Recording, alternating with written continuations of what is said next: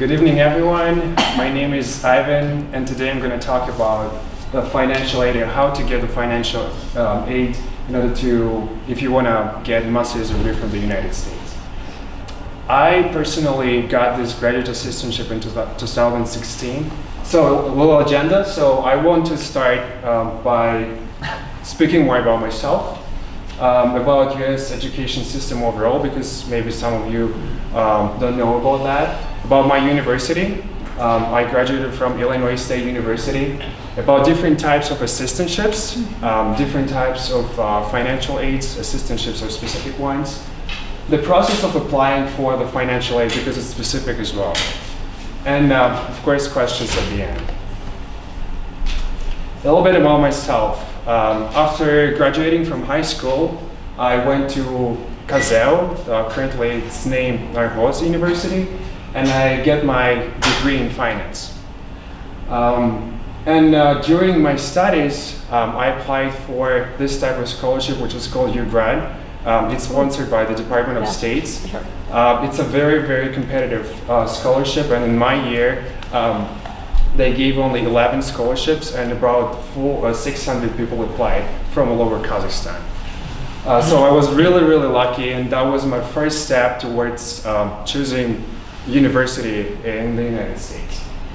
After graduating from Narhoz University, I worked 3 years in Kazakhstan, and guys, I recommend you to do that as well, because when you get your bachelor's degree and you work a little bit, you understand whether you really want to do whatever you studied while your bachelor's degree or not. And it really, really helped me to understand what I wanted to do in the future. Because as you see, my first degree was in finance, but then I worked in marketing, market research, business analytics, and I understood that that was something I wanted to do. Because the reason why I started working in marketing research is because at Narhoz University I had a really, really good professor. She gave me really practical knowledge about marketing. She worked in that industry, and I think that kind of ignited my interest in marketing. So after working 3 years in I actually worked in 2 different international companies. One of them was GfK. That was the 4th largest market research company in the world. It's a German company. And my second experience was when I worked as a business analyst. I worked at Avon. You probably all know Avon. So that was a really, really interesting experience because Avon has a different business model. In business itself, yeah. So while working at Avon, I thought about going to the university and get my master's degree. And I started thinking about different universities.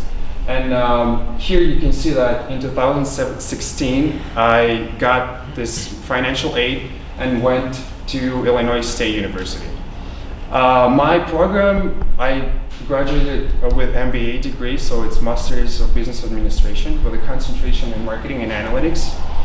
And while being in the United States at the same university, I had an opportunity to pursue the second master's, and I chose master's in project management, again with a concentration with analytics. So I graduated with double degree actually. And that's something my university provided, and that was a really great opportunity. Now I wanted to briefly talk about the education system in the United States. So all you know that after high school, students can start working or they can go to the university. And there are two different types of undergraduate programs. So you can go and study 4 years and get your bachelor's degree, or you can go and get your associate degree. So it's like something, we have similar system in Kazakhstan. So after 9th grade, you can go and get your college degree, we call it. So in the United States, you can go to community colleges. And actually, if you're interested in bachelor's degree in the United States, it's a good way to save money, because at the university, education is kind of expensive. But if you go to community college, study 2 years there, and then go to the university and finish another 2 years, it saves a lot of money. And actually, a lot of foreigners and local students there do that. But today we're going to focus more on master's degree because that's what I can talk about because I got my personal experience and I got my master's there. So it's called graduate kind of portion of education. You can, after getting your bachelor's, you can go to study master's program, or you can go and directly study PhD. But in this case, we're going to talk about master's degree. So this is the map of the United States. It means that you can go anywhere. You can find scholarships and assistantships anywhere. In all the states, they have state schools or universities. Most of the time in the United States, people call universities schools. So don't be confused with our high schools. So I went to school in Illinois. So you can see Illinois is some kind of in the middle of the country. And this is, I call it Hogwarts. So you probably all watched Harry Potter. And this is the business school of my university. It's called State Farm Hall of Business. And it's called that way because State Farm is the largest insurance company in the United States. And that insurance company sponsored this business school. This is the picture of our campus. Campus is huge. This is our stadium, and you can see that the colors of the university were red and white. And few facts about my university. So my university was 2 hours from Chicago, and you could take a direct train from Chicago to Normal. Actually, the city is called Normal, Bloomington. So the university was founded in 1857, so it's a pretty old university, and it's the first state university in Illinois. The university has approximately 21,000 students, so that's why you saw the picture with a huge campus. Red and white with mascot, it's a Reggie bird, so all the students were called birds, red birds.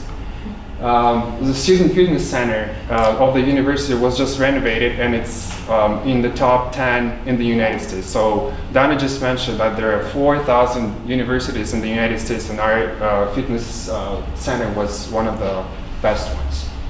And one interesting fact about the campus and dormitories, so Illinois State University has the second tallest dormitory in the world. And I will show you the picture of it.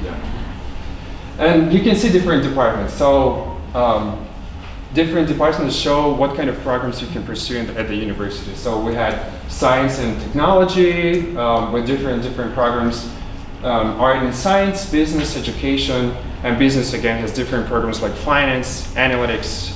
Right now, data analytics is getting popular in the United States, and it picks up its speed. And education, fine arts, and Minonet College of Nursing. Actually, Minonet College of Nursing is really special to me, and I will explain you why later. So this is the tallest dormitory in the world. It's called Waterhouse. Yeah. Waterson Towers. And now let's talk more about financial aid. So there are different types of financial aid in the United States. Basically today I'm going to focus on graduate assistantships. So there are 3 different types of graduate assistantships. Graduate teaching assistantship, graduate research assistantship, and pre-professional teaching assistantship. What do they give to you? Like mostly when you go to state school, graduate assistantships, they cover tuition at the university. So you probably know that in the United States, there are 2 different kind of payments you have to make, tuition and general fees. Mm-hmm. Do you guys know the difference between those 2 types of payments? You can elaborate on that. Yeah, so the tuition is actually the money which goes to pay professors. And general fees are usually depends on how many credits you take. Mm-hmm. So probably you know in Kazakhstan we have the same system. You take several credits per semester. So it depends on how many credits you take. So for foreigners in the United States, you have to take at least 9 credits in graduate school, and you will be considered the full-time student. So depending on the number of credits, you have to pay for gym, for library, and different fees. So basically, those fees are like at my university, they were approximately $1,500 per semester. Tuition, if you were talking about tuition was approximately $8,000. So basically, graduate assistantship covers your tuition, so most of the money you need to pay. But you have to pay general fees, which are, as I said, $1,500. Plus, graduate assistantship allows you to work on campus. And international students, they're allowed to work, I think, up to 28 hours on campus. So you're not allowed to work out of the campus, only on campus. You can find different jobs. And again, if you are a graduate assistant, you can work at a department, at any department. So let's say I'm a business student, I can apply for graduate assistantships at business school, or I can apply for graduate assistantships offered by other departments. So the reason why I said that a minor at College of Nursing was really important to me, really special to me, is because that College of Nursing gave me the assistantship. So because I applied kind of late, graduate assistantships were not available at my business school, so I applied for different departments. And definitely we will go over my recommendations at the end, and that's one of the things I wanted to mention definitely. So graduate assistantship, you have to pay, if you get a graduate assistantship, you have to pay $1,500 per semester approximately. Plus you get your full tuition and salary. Here I wrote hours. Why hours? Because you can work as many hours as you want. But it depends. So some graduate assistantships, they offer 20 hours per week, and some graduate assistantships, they offer 10 hours per week. So of course, I mean, if you want to get more money, you shoot for 20 hours. And again, some graduate assistantships, they can offer only 10 hours, but you can work on campus at different cafes. So students find different types of works. So a little bit more about these three types of graduate assistantships. So graduate teaching assistantship. Guys, what do you think? What does it mean, graduate teaching assistantship? What do you do? You help your professor, like marking and Yeah, that's reading. right. And you work as a lecturer, the professor. Yeah. Basically, guys, you're right. So it depends again on the university. In my university, people who had graduate teaching assistantships, they didn't teach because they probably didn't have enough experience, but they helped their professors to mark homeworks of undergraduate students, or they would help organize different exams or something like that. So basically. So what about graduate research assistantship? Helping research. Exactly, yeah. It says for itself, right? Like So at the in the United States, at universities, professors, they focus on research. So research is the mandatory part of their work. So they do a lot of research, and they need assistance in that definitely. That's why it's called graduate research assistantship. And people say, like from my circle, my friends said that graduate research assistantship is a little bit harder because it's easier to grade homeworks. They have templates, they have answers, they keys, but graduate research assistantship takes more time, definitely. It takes more effort. And pre-professional assistantship, that's something I had. You basically work at the department and you help with different projects. So I helped with analytics, I led some projects. So I worked at 2 different sub-departments. And that was a really interesting experience as well because you get to know more people. You get to know more different projects. Let's talk briefly about scholarship and fellowships. So usually scholarship and fellowships, they don't cover full tuition, as I said, and they don't provide you any salary. So in brackets, you can see that I mentioned like you can get $1,000 or you can get $5,000. So basically, like at my department, we had people who graduated and who wanted to give back. And let's say they worked or they were the owners of the companies. And let's say per year, they would allocate $5,000 for the scholarship, and then the students compete to get that scholarship.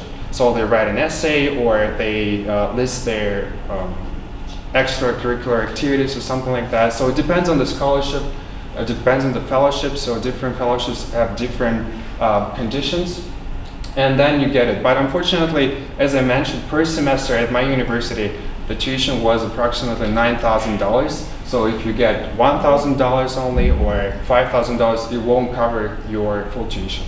So that's why when I was looking for a financial aid, I was looking for graduate teaching assistants, graduate assistantships overall. And of course, loans. I know some international students, they take loans. For those of you guys who don't know what the loan is, это кредит, right? So some universities like Columbia University, like top universities in the United States, they don't provide graduate assistantships, only for, I think, PhD programs. So let's say if you want to study get master's degree from Columbia University, people take loans, and then they graduate, they work, and they pay it back. Any other questions right now about graduate assistantships and what they cover? Where to find information about assistantships? Definitely, everything is available on the website. So every university has that section where you can go and find financial aid. And some universities, like as I mentioned before, the United States has two different types, like private universities and state universities. Some private universities do not offer, unfortunately, graduate assistantships. But if you will go to the website of any university and type financial aid, I swear to God, every university has that section. So you will find different types of financial aid there. Yeah. Is it possible to apply to all these programs or financial aids at the same time? Is it possible? You mean scholarship and graduate assistantship? Yeah. Yeah, definitely, it's possible. And in my experience, like in the business department, we had this award, the MBA Outstanding Student. So while holding paraprofessional assistantship, I actually applied for it and got it as well. So yeah, it's possible, definitely. And you know, it's also possible to apply for several scholarships and graduate assistant scholarships and fellowships, and get all of them if you are eligible for that. What's Yep. the difference between pre-professional assistantships and other types of assistantships? Yeah, as I mentioned, like graduate research assistantship, you basically help with the research. Pre-professional. Pre-professional, you basically work at the department and just help with different projects. Like I helped with analytics. I led some projects, so I didn't do any research, or I didn't help grading homeworks. Yeah, so basically, in Miami College of Nursing, they had different programs aiming at improving the health of population. So I was working on that. So full tuition waiver means it covered your full Only tuition part, like those $9,000. And the general fee was separate. Separate. You have to pay for it, so nothing covers general fees. So you can actually get a scholarship, let's say $1,000, and cover your tuition, your general fees. Yeah. General fee isn't as high as tuition fee. Yeah, it's not as high, so it's only $1,500. Okay. Mm-hmm. Is it more difficult for an international student to get financial aid than for a local one? Or I think it doesn't matter, but a lot of universities, they currently in the United States, they try to diverse the population of students. So they try to attract as many international students as possible, and especially my university, they even hired an organization helping to find students from all over the world. And that's why I think it doesn't matter. And sometimes schools, they even prefer students with international background, especially the student who worked and who has some practical knowledge. Yeah. Is there any possibility to lost that? Yeah, so you have to maintain certain GPA per semester. So for us it was, I think, 3.0. But I think if you know why you came to the United States, if you know what are you doing there, you're really easy. So it's not going to be really hard. 3.0 out of 4.0, yeah. So basically, you have to have at least B's in your classes. Yeah.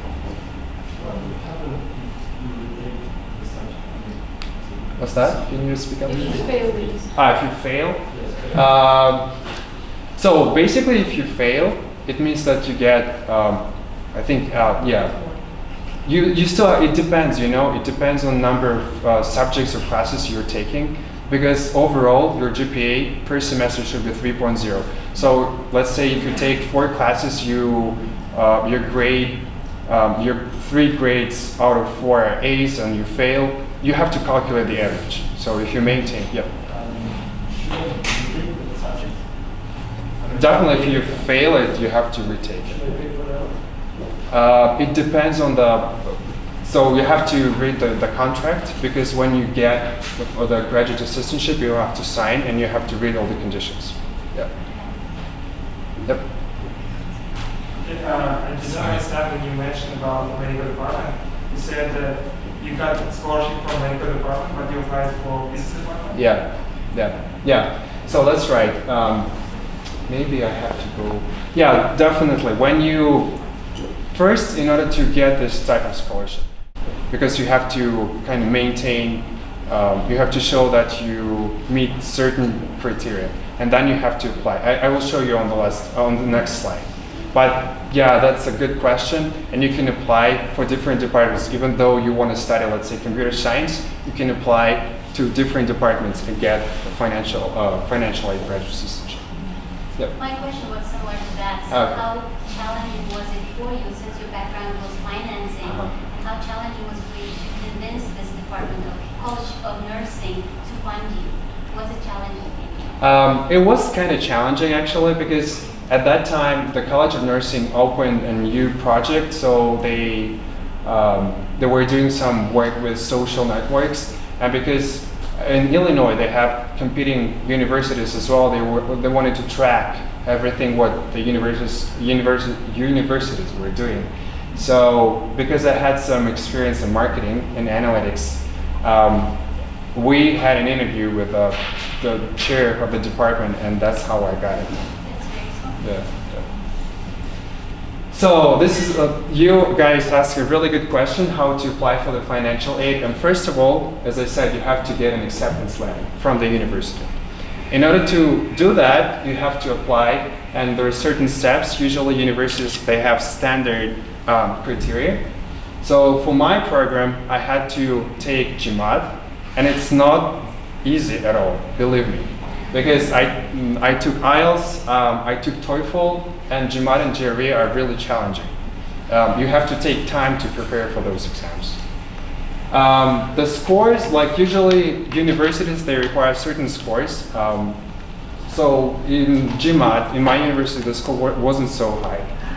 But definitely you have to take time, because usually these 2 exams, they consist of 2 parts. Verbal and math, like math part, plus I usually have to write analytical essay as well. So motivation letter or letters. So sometimes universities, they ask you to write 2 or 3, even 3 letters. They ask you to write why do you want to pursue a master's degree at certain university, or they can ask you about your leadership experience and why. What kind of experience you got before, and why should they take you?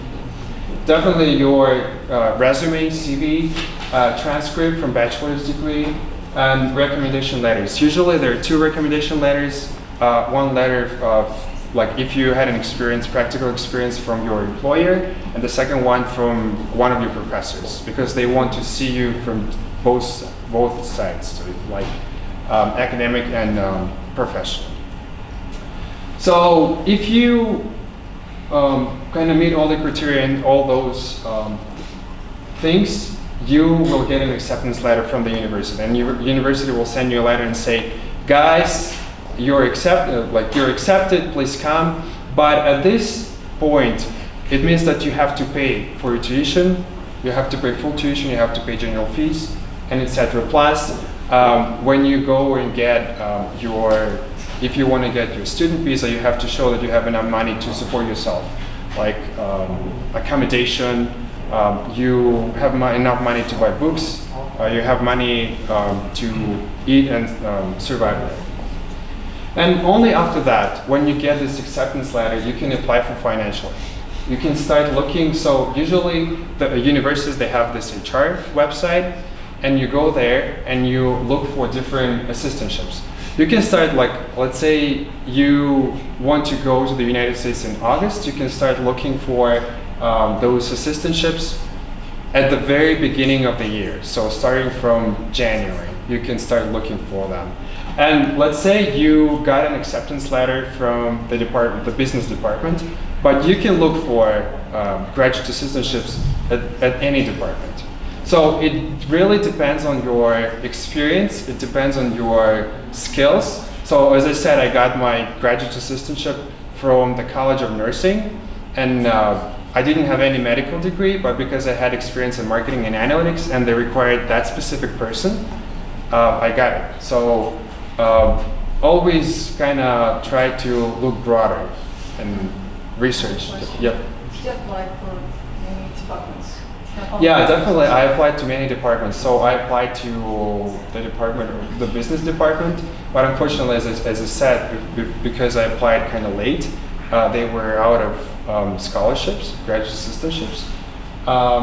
Yeah, and it's really also really important to write directly to the directors of the department, because when you have this personal connection, they may recommend you for different departments. So that's what happened to me. Actually, the person who was in charge of the business departments, she recommended my candidacy for the nursing department. After degree, can you stay there and find a job? Yeah, you can. And this is a really interesting question as well, because in the United States right now, the situation is really, really difficult. So you can, my MBA degree, usually after MBA degree, you can stay only 1 year and work. So the program is called OPT, Optional Practical Training. And you have to apply for it. So you can stay only on your student visa. I mean, this is a special program, so it's your student visa plus this OPT. You can work only 1 year, and after that you can apply for the working visa, which is called H-1B. But unfortunately, because in the United States, the process of getting H-1B visa consists of 2 stages, and one of them is lottery. So let's say the company, after your 1 year, wants to hire you. So they hire a lawyer, they do a lot of paperwork, and they submit everything. So on the first stage, the system selects only a certain number of applications. So it means that, I don't know exactly the number, let's say 25%. So if you are not in that 25%, you are not, so your application is not moved forward.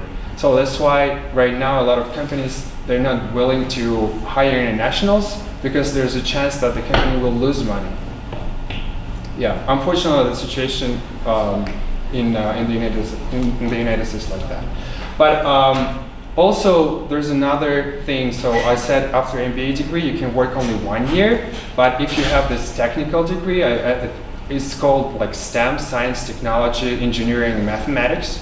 Let's say you're IT guy or IT girl, you can work 3 years on this OPT program. So it means that the companies, they're more willing to take you because within 3 years, they don't need to apply for this H-1B visa. Did I answer your question? Yes.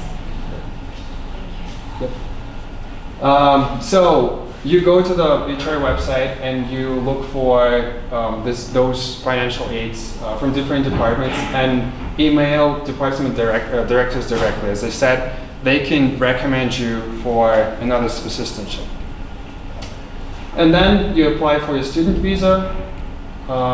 When you have the document that you got this assistantship, because remember I told you on the first stage, you have to kind of, when you don't have this assistantship, you have to show a lot of money, because they want to see that you can pay for tuition, you can pay for general fees, for accommodation, for food and different expenses.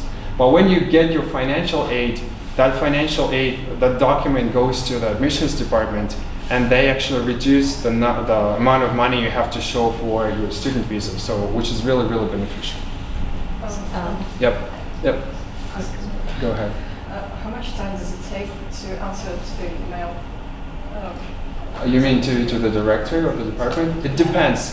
So some departments they respond right away, and some departments respond. I mean, it depends. Really depends on the What about university. exactly acceptance letter?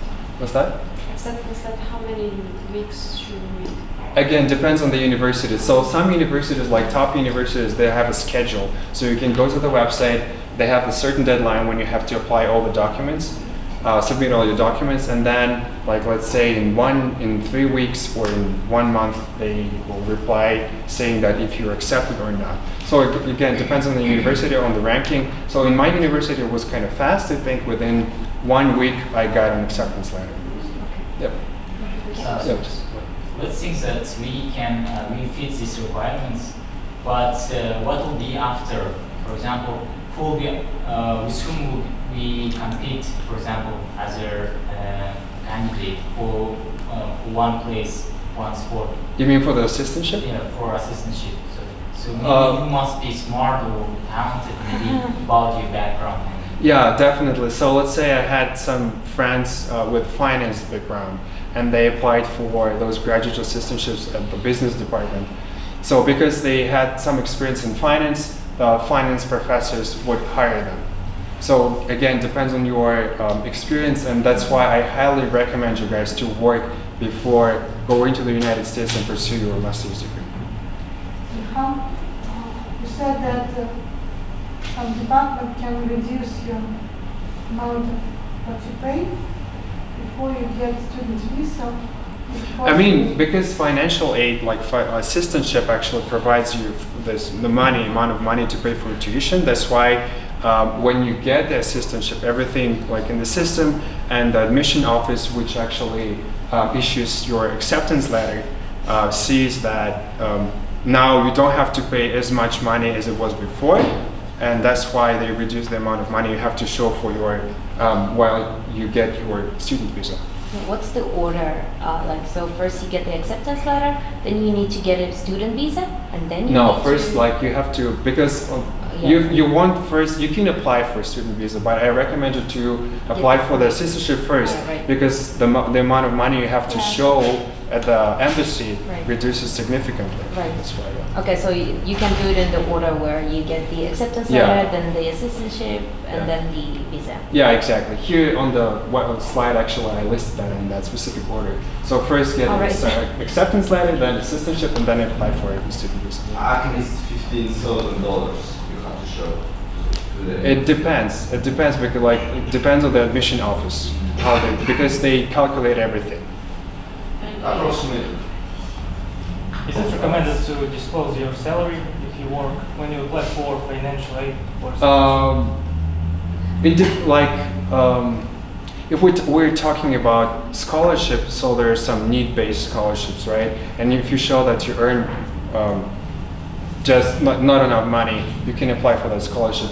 But usually, you can, because when you get an assistantship, you have to write a letter. Let's say, you can say, in Kazakhstan, the salary level is really low, so I really need this assistantship because I don't have enough money to pay, or my parents are not allowed to, are not able to support me. You can definitely mention that in the letter. If it's merit-based, should I mention? Yeah, you can. Yeah, definitely, you can. And score, how many score you have to earn? TOEFL, it's not IELTS, it's TOEFL, right? You can apply. I applied with IELTS. You can apply with TOEFL. It doesn't matter because IELTS also the international exam. So my score was 7.5. Yep, overall. What's that? About the assistantship, guidance, obviously, paid only for your study or also is it extra money to your life? Yeah, as I said, the assistantship actually pays for your tuition. The main portion, which is $9,000 approximately at my university. At some universities it can be higher or it can be lower, right? Depends on the ranking of the university and the university itself. Plus, if you work 20 hours per week, approximately my salary was like $700 per month, right? So after taxes. Okay guys, can I just add to your question? So there was a question like about what is the approximate amount, like cost, like total cost to show in order to get a visa or in order to get an acceptance letter. So it depends on the university. For example, Ivan, he went to State University. State, that means public university that is funded by state, государственная university. That means the tuition and the general fee is much more less. If you go to private university, you should show high. For example, approximate total cost for a private university can be 60 or 70,000 US dollars per year. If you go to state university, it can be 25 or maybe 20, like total cost. Okay, so it really depends on the university you're applying. And regarding the test score, it again depends. So there is no the general one test score that can apply to all university. So depending on the university you apply, for example, you know that we have top rank university, 100 top, 200 or 300, 500. If applying really top university, they will require high scores. For example, like IELTS can be 7 or 705, GRE, Gmat can be also higher. But if you're applying middle ranked university, they can require a bit less. For example, 6 point or maybe 7 or something like that. So you should know that there is no the set score or total amount that's applied to each university. As we mentioned before, there are 4,700 universities in the United States, and they can be 4,700 different requirements for scores, for total cost.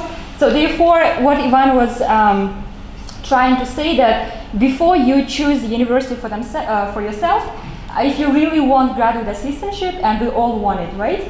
First, we need to check if this university offer any scholarship or graduate assistantship or like professional assistantship, because they can be universities that, for example, Ivan mentioned Columbia and other universities, they don't have any scholarship. If you apply and then you get acceptance letter, for example, and then you look for scholarship, but then they don't provide it. So that can be like you paid application fee, you applied, you spent your energy, your time, but then you found out that they don't have any scholarship. Okay? So, and then without acceptance letter, you cannot apply student visa. You should know that, because student visa council will ask you, where is your application acceptance letter? Or even though when you're filling DC 160, which is application for student visa, you should mention the number which is in your acceptance letter. Okay? So that's kind of like just clarification. Yep. I have a question. Did you apply to any other universities? Yeah. No, this was the only choice. Yeah. Oh, wow. How come? Because I had a friend who studied at this university, and she really recommended me this university. And one of my main criteria actually here was financial aid, because as you guys probably you're not able to pay full tuition. That was my case as well, and I really wanted to get a scholarship and financial aid, so that was my main criteria.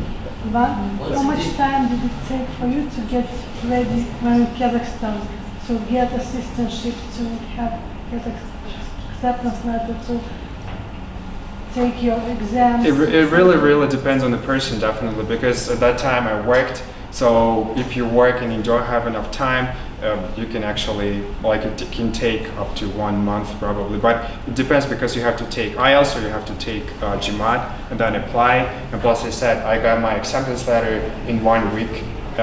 It depends on the university, you can get it, like at some university you can get it only in 3 weeks. What is imparted to Gmat? What's that? Like IELTS, what is it imparted to Gmat? Gmat, what is it? Gmat, it's an exam, and Exam, English language? It consists of 2 parts. Mathematics, so usually it includes algebra and geometry, it depends there, right? And verbal part, It doesn't where matter even if I study for philology. no, it doesn't. I mean, it depends, because some universities they will ask you to take GRE or Gmat. I know that people who pursue political science, they take GRE. It doesn't matter, because you have to, at the university, you have to do research, and you will face numbers as well, and you have to calculate, you have to know how to do that. So basically, GRE and Gmat, they don't, I mean, some knowledge, you have to know some stuff, but that's why you have to take time and study. But some questions, they are more logical, so you kind of have to know how to solve them. How did you prepare for the GRE or GMAT? So I just did my research and I found the most valuable books.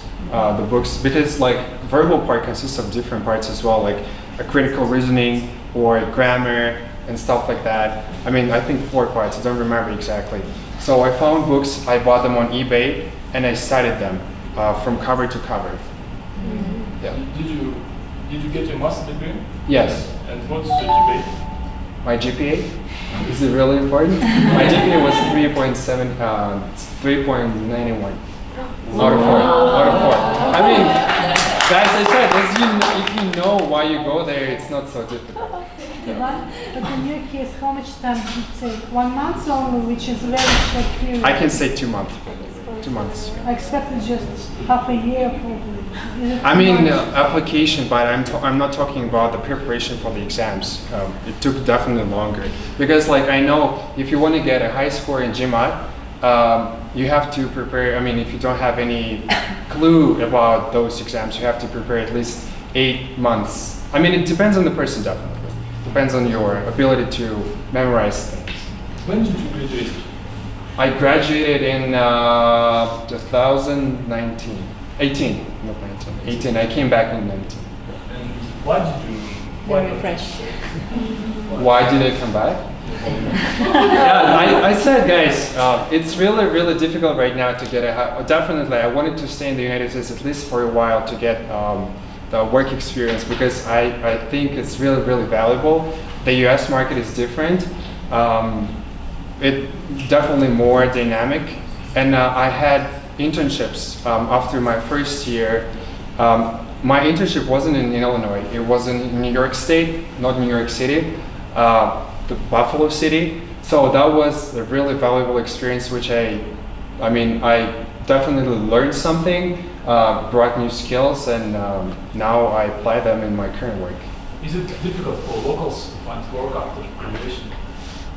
No, for locals it's definitely easier because they don't need to go through all that paperwork and process to get working visa. Can I ask Yep.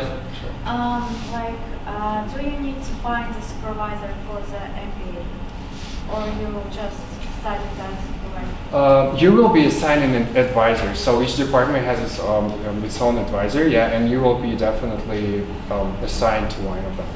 Okay, So just, don't worry about that. In the engineering degree, I have to find a supervisor myself. Where? In the United States? In Canada. In Canada? Yes. Yeah, but yeah, in the United States, I don't know about different departments, but in my department, we were assigned to a person who would guide us through the whole program. So we would choose the subjects with her, the classes, and she would recommend us what to take. I have just one question. What's the difference between scholarships and fellowships? Because I think that they are similar, but they have some. Yeah, basically, like in my experience, I haven't had any experience with scholarship or fellowships. For me, they're almost the same. But probably Donna can answer that Yeah, question. they're almost the same. Yeah. But what's it? Why is it different? No, they have different. How to say? For example, fellowship and scholarship can be and fellowship can be partially, but I heard that fellowship is a bit hard to get than assistantship.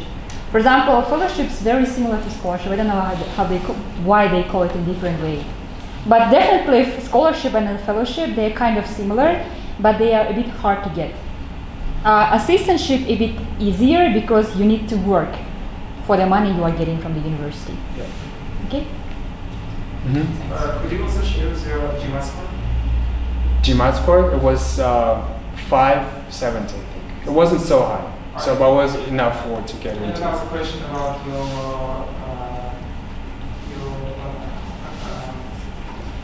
nursing department. So you did some job while you were studying in business department. Yeah. You did job in nursing department. Yeah. Yes.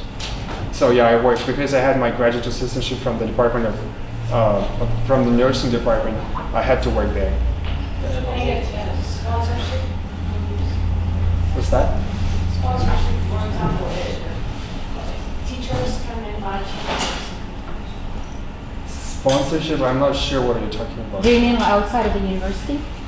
No, I mean, from university, if someone will invite you, not financially space, it could be different kind of. Can you say it in specialty. Russian or something like that? Можно ли, чтобы приглашение, допустим, чтобы они дали приглашение, не так, чтобы не... Как у нас на грант поступают, чтобы учебу они полностью оплачивают? Нет, есть такое? Universities, you mean? No, no. You still have to go through all that process. You have to apply for it and you have to prove that you meet all the requirements. Otherwise, they won't just issue an acceptance letter for you. When did you start to think about studying abroad, and how long does it take for you? So I think I started thinking about going to the United States again after actually spending my exchange year in the United States. Because I always wanted to see how is it to study abroad, and I experienced that while being on a Gmat program. And after that, I said I will first get my work experience in Kazakhstan, and after that, I definitely want to continue my education and get my master's degree from the United States. Have you heard about Gmat program? Yeah. Yeah, Gmat is a exchange program that is coordinated by U.S. Embassy. So if you are students of second and third year, like even senior, fourth actually. yeah, you can apply to that program. So you just go to U.S. Embassy website and you can find information. So these universities don't completely cover all its costs, right? None of the universities completely cover costs. So you still have to pay so that's why probably it's better to work and save some money before going to the United States. Yeah. There was a question in the beginning about what is Greek gave to you. Yeah, definitely. Yeah, that's not the end of my presentation yet. So yeah, definitely I will explain that to you. So some lessons I wanted to share with you guys. First, know your goal, why you're going there. Second of all, do your research and do your research on different universities. So somebody asked me a question about the universities. You can find everything in the internet. So different rankings. So even Harvard University is one of the best universities in the United States.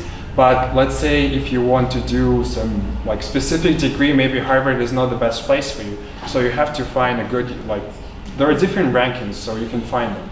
Plus, I feel like everything is available in the internet, and everyone is available. So you can find people and you can talk to them.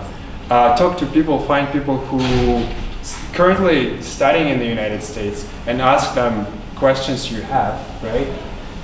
Then do not afraid to ask questions. Asking questions is really important because they can give you the answers to your questions, and those answers will definitely influence your final decision.